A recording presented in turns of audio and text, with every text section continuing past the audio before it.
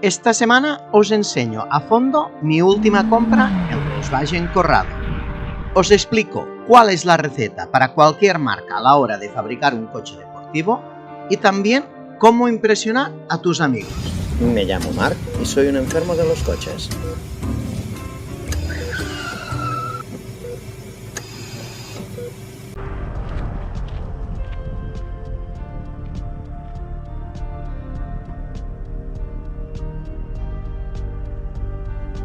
Hoy os voy a dar la receta de cómo una gran marca alemana hace un coche legendario.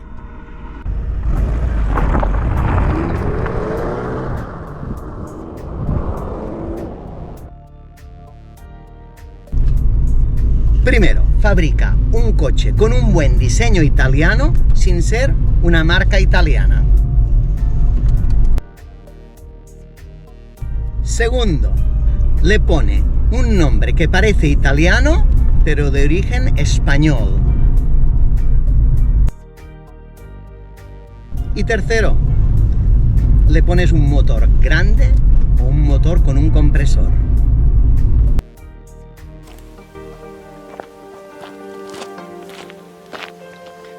Buongiorno, os presento a mi muy alemán Volkswagen Corrado.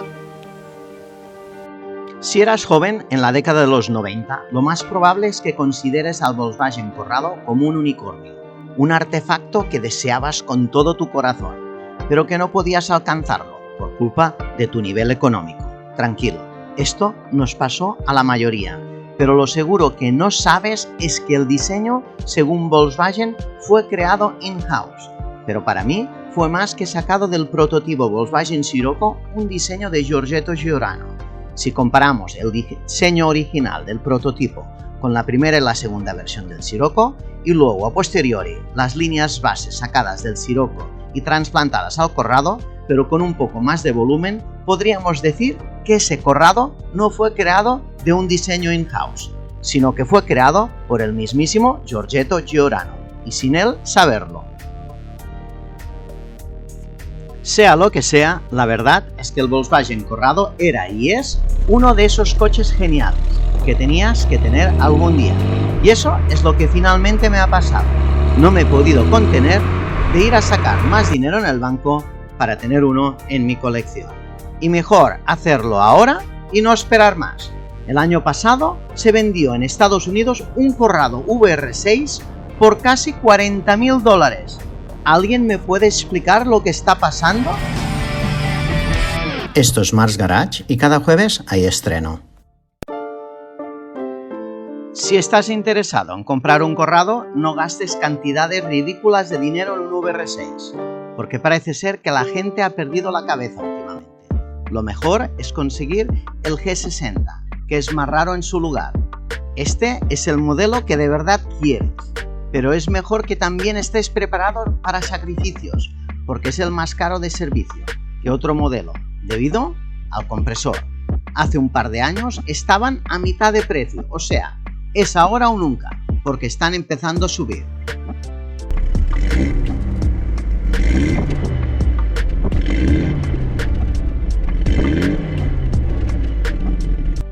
¿Qué es un Volkswagen Corrado?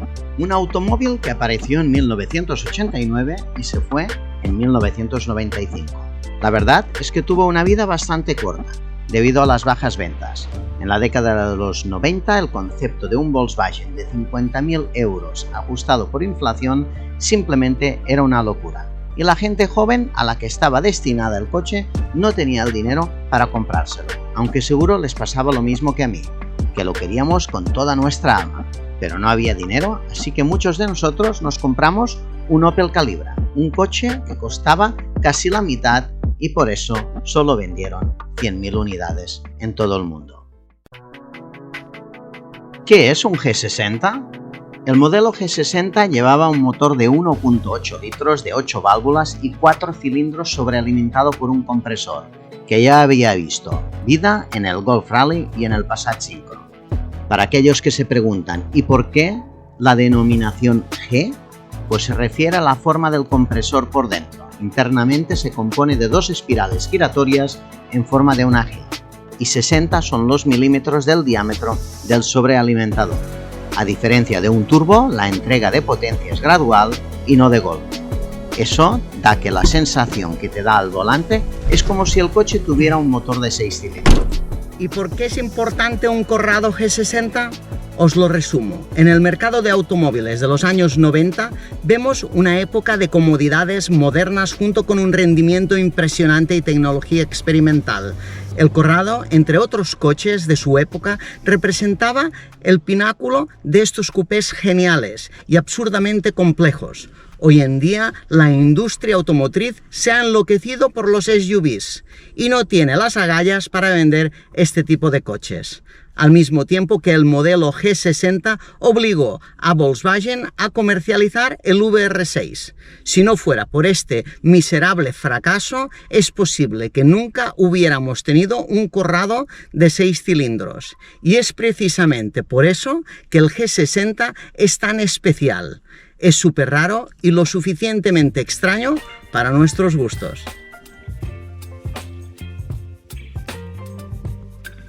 Después de muchos años buscando una unidad que estuviera más o menos bien y todo de stock, finalmente encontramos esta unidad cerca de Tarragona. Y uno a veces se pregunta, ¿un coupé alemán después de 30 años es una mezcla de emoción? ¿Son sueños de infancia? Y esa juventud que al final se convierte en un pasado, en un recuerdo, y que estás muy cerca de hacerlo realidad después de tantos años. ¿Será lo que pensabas? ¿Tendrás una decepción muy grande? ¿Valió la pena comprarlo después de tantos años y de soñar con ese vehículo? Pues la respuesta es sí. Hace 6 días que lo tengo. Aún no me he bajado del coche. Me encanta, me encanta. Es exactamente lo que yo pensé cuando era joven.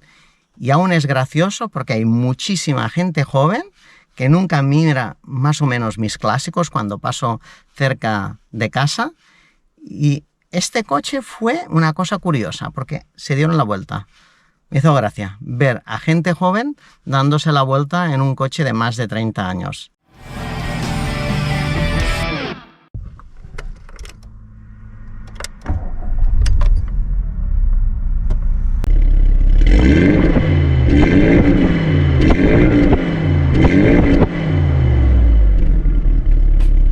Al entrar ya te das cuenta que no hay airbag en el volante, un claro indicio de que este auto pertenece a una era en la que las compañías automotrices no fabricaban lavadoras. El salpicadero es negro, austero, utilitario y cuadrado, y me encanta así. El tablero me recuerda al diseño de los Golf MK2. Había olvidado lo cuadrado que era todo en realidad.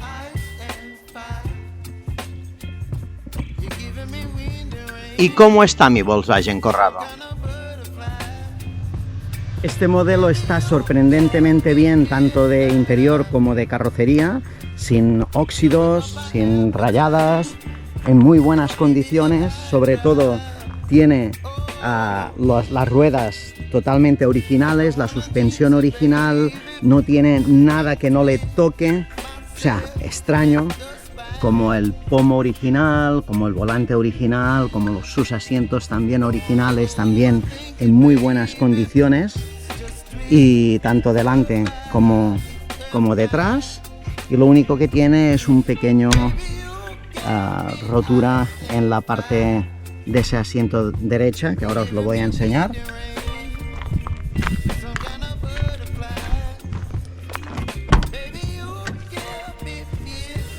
Tiene esta pequeña rotura aquí. Ya he hablado con David, me dijo que es muy difícil encontrar este tipo de tejido, así que vamos a tener que darle un pequeño zurcidito y mirar si es posible encontrar este tejido, o mi sueño era tener uno con asientos de piel, pero ya me gusta este, así que bien contento.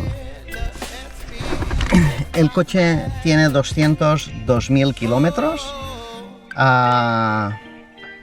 Está todos los plásticos, todos los botones, todo el salpicadero están de origen, sin ninguna rotura, nada roto, todo funcional. Me encanta tal como está. Tiene para el cenicero, ahora ya no es nada de moda. Esto en los coches, los antiguos cassettes, no se los sacaron y adaptaron alguna cosa rara, me encanta. Lo único que no tiene original sería la radio. Bueno, no es tampoco ningún problema. Y me encanta cómo cambia de marchas. Según muchas reviews que he estado leyendo, critican especialmente este cambio de marchas. No sé si es por mi altura, que soy bajito, pero a mí me va perfecto. O sea, tanto con la posición del asiento y a la hora de conducir, se cambia divinamente. No entiendo por qué de las quejas. A veces la gente o algunos gente que del mundo del motor se quejan porque quizás también son ellos muy altos, ¿no? ¿Qué más contaros de este coche? Pues mira, tenéis el asiento que tiene dos posiciones. Tiene esta posición, tiene dos palancas. Esta palanca de aquí sube el asiento hacia arriba, si eres muy bajito para verte un poquito más alto. A mí prefiero conducir con el coche bajo. Y luego tiene la otra palanca, esta de aquí, que es para mover el asiento delante y detrás. Con esta palanca mueves el asiento un poquito para adelante y luego puedes acceder a la parte trasera. Dos asientos bastante cómodos. Aquí en el medio tenía una cosa de la época bien curiosa, que era el botiquín. En caso de encontrarse mal, pues tenías aquí un botiquín. Es bastante gracioso que aún esté el botiquín para contaros lo original, ¿no? que es el vehículo. Esperad, vamos a poner primero esto aquí.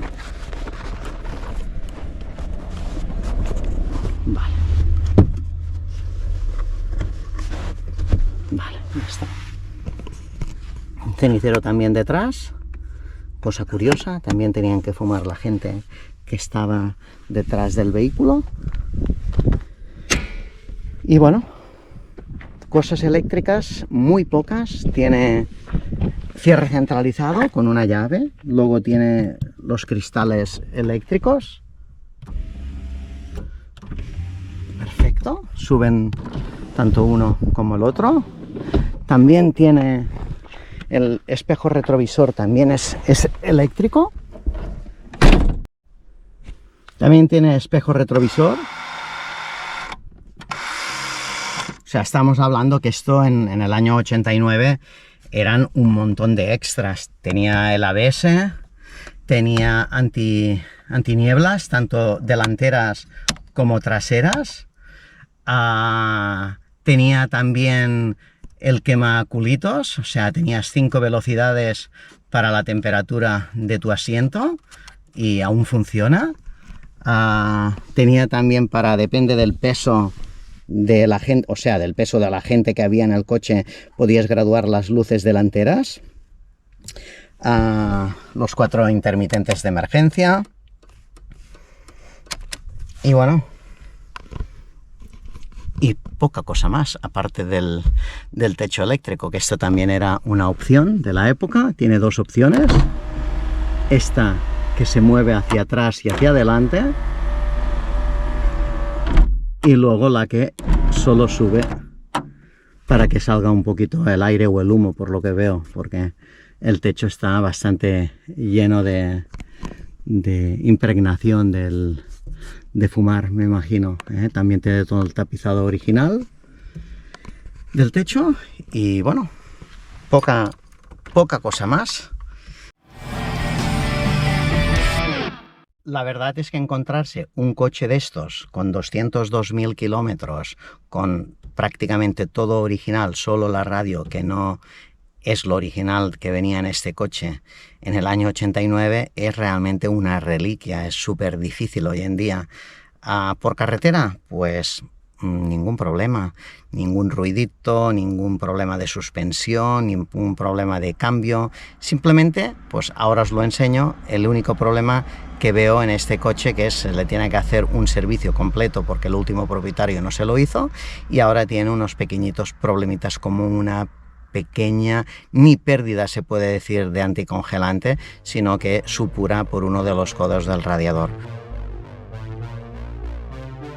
Sin duda alguna, el hecho de haber conducido el coche después de tantos años queriendo conducir un vehículo de estos ha sido realmente un flashback de mi juventud, y la verdad es que ha sido una experiencia pues inolvidable y que me ha encantado, me ha sorprendido, realmente me ha vuelto a enamorar el vehículo. El salpicadero es bastante cuadrado, muy duro, bastante tosco. Poco espacio realmente tiene para meter cualquier cosa, sin un volante sin airbag. Realmente en esa época no pensaban para la seguridad del conductor estas gran marcas. Y bueno, un coche que quizás no tiene muchas cosas electrónicas, pero realmente el diseño, el sonido, la manera de conducción pues hace que sea uno de los deportivos de los años o principios de los años 90 más especiales, juntos con el Calibra o junto con el Ford Probe, ¿no?, de la época, que también los vamos a ver en el canal muy próximamente. Vamos a hacer una comparativa de cuál de los tres, vamos a hacer una comparativa de cuál de los tres deportivos de los años 90, según mi opinión, es el mejor. Así que vamos a mirar el maletero, porque el maletero es un poquito sorprendente, y a ver qué opináis.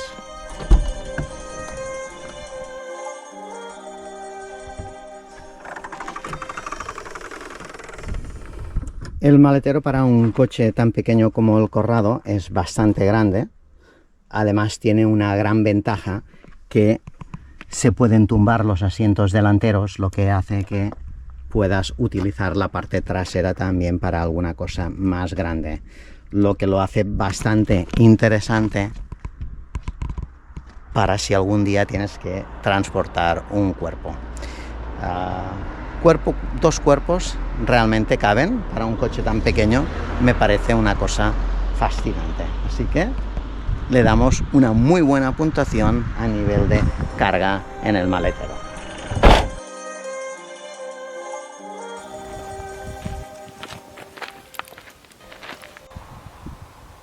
El Volkswagen Corrado G60 tenía fallos, pero era el coche que queríamos todos cuando éramos jóvenes.